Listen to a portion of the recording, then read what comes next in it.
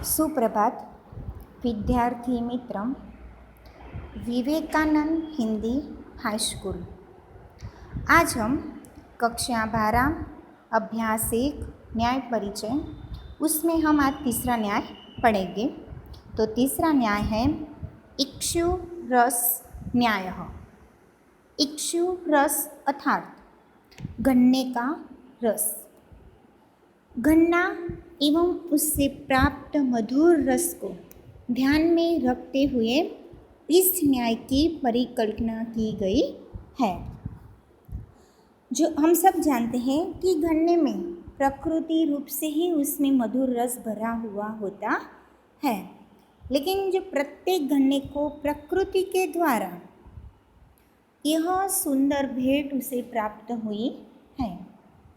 यदि इस मधुर भेंट यानी कि इस मधुर रस का लाभ हम लेना चाहते हैं तो गन्ने के अंदर से उस रस को बाहर निकालना पड़ता है, तथा उस हेतु यानी कि वो रस उसमें से बाहर निकालने के लिए उसे हमें कोल्हू में पीलना पड़ता है।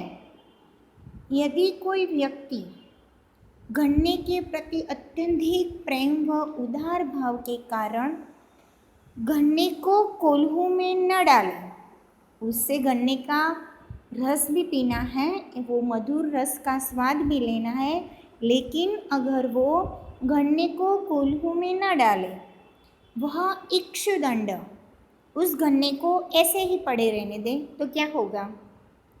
पड़े पड़े सूख जाएगा, उसमें रहा मधुर रस का वो आस्वाद ले सकेगा नहीं।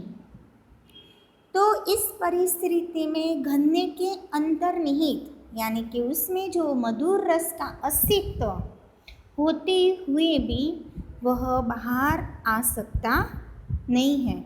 यानी कि वो गन्ने को कोल्हू में नहीं डालता है कोई व्यक्ति, और उसके प्रेम के उस यानी कि गन्ने के प्रेम के कारण, उसका उदार भाव के कारण वो गन्ने को कोल्हू में न डाले और वैसे ही उसे पड़ा रहने दे तो सूख जाएगा, अतः उसे मधुर रस का आस्वाद भी नहीं होगा और उसमें रहा मधुर रस भी बाहर नहीं आ सकता। परिणाम स्वरूप क्या होता है कि उसका लाभ भी प्राप्त भी नहीं हो सकता है। प्रकृति प्रदत्त मधुर रस का कोई अर्थ रहता नहीं है। यानी कि इस प्रकार वो पड़े पड़े सूख जाएगा, उसमें रहा रस का कोई भी अर्थ रहता नहीं है। तो इस प्रकार इस न्याय से मानव को यह उपदेश देता है कि मानव के अंदर भी प्रकृति ने कई शक्तियाँ प्रदान की हैं, किंतु जब तक इन्हें बाहर निकालने के लिए पर्याप्त उपक्रम नहीं किया जाएगा, अतः उसमें रही शक्तियों को बाहर नहीं निकालेंगे, अंततः वो शक्तियाँ ऐसे ही किसी भी काम में नहीं रहेगी, यानी कि कोई अर्थ नहीं रह जाएगा। यानी कि प्रत्येक विद्यार्थी में भी किसी ना किसी प्रकृति ने उसे शक्ति से परिपूर्ण किया है और उस शक्ति को बाहर निकालने का उपक्रम यानी कि उद्यम उसे करना पड़ता है। अतः इक्षुदंड को कोल्हू में पीला जाता है, उसी भांति विद्यार्थी को भी उसकी योग्यता के अनुसार परिश्रम रूपी कोल्हू में, यार जैसे गन्ने को कोल्हू में पीसकर रस निकालते हैं, उसी तरह विद्यार्थी को भी अपने परिश्रम के रूप में उस कोल्हू में उसे पीलना पड़ता है। यदि वो जो यह उपक्रम नहीं करता, यानी कि यदि वो उद्यम नहीं करता, अंतर्निहित शक्ति व्यर्थ में ही शुष्क हो जाती है। यानी कि उसके अंदर रही शक्तियों का भी कोई मोल रहता नहीं है। उस शक्ति का लाभ वो मानव समाज को भी दे सकता नहीं है, या वो स्वयं उसे भी प्राप्त कर सकता नहीं है।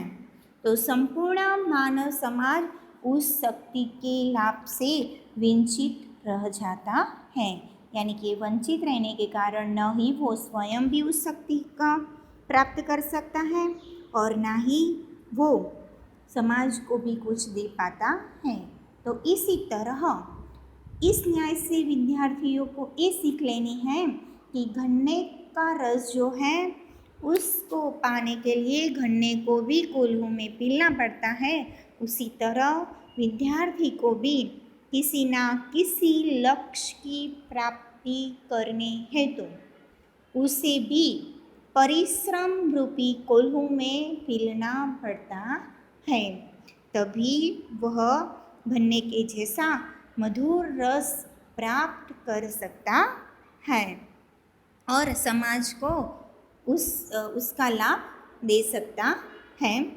तो अब हम आगे का न्याय देखते हैं, उपसर्ग न्याय। तब तक यहाँ हम अपना इक्षुरस न्याय पूरा करके अगले वीडियो में उपसर्ग न्याय हम देखेंगे। तब तक अस्तु।